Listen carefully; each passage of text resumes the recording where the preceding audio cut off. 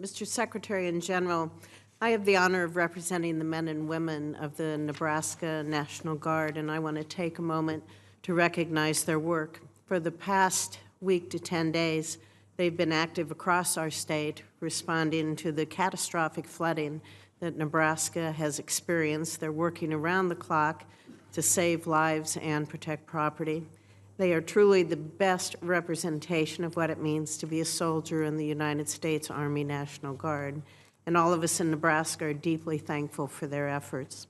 My question for you is, with the additional funding for modernization and rebuilding readiness gaps projected for FY 2020, how will you be working to ensure that adequate investments are made across the active, reserve, and the Guard components?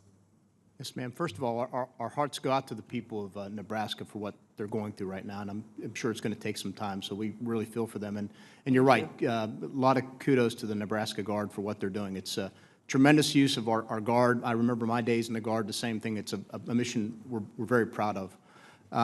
Our commitment is to man the total Army and to fill the total Army with the equipment needed to do all the missions. So we've made that commitment, particularly with aviation assets, which are being heavily used right now in Nebraska. And so that's our commitment. The Guard is no longer a strategic reserve. It is an operational force, and it's proved itself very well over the past many years, along with the United States Army Reserve. General. If I could just add one comment. The United States Army is tasked within the broader national security establishment to conduct large-scale ground combat operations, campaign quality over extended periods of time.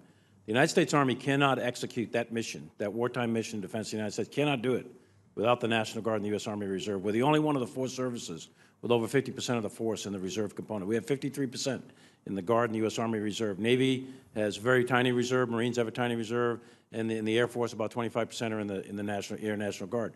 So the Army is dependent upon the National Guard and the U.S. Army Reserve to execute our wartime mission. It cannot be done without it. So we take that into consideration, and we ensure that through the budgeting process and the prioritization that the Guard and the U.S. Army Reserve are carefully considered, and they're in all the meetings, and we want to ensure that they are properly manned, trained, and equipped. Do you see the role of the Guard changing in any way as we transition to the goals of the National Defense Strategy? Do you see that component having to change in any way? Yes. How so? I think the op tempo of the Guard will increase for selected units within the Guard on an annual basis. We're already designating them with the head of the Army Guard, Tim Cadavy, General Cadavy.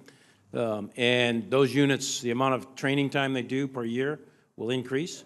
We increase the combat training center rotations from 2 to 4, and we intend to use those National Guard units on rotations to either Europe, Korea, Kosovo, the Middle East, wherever.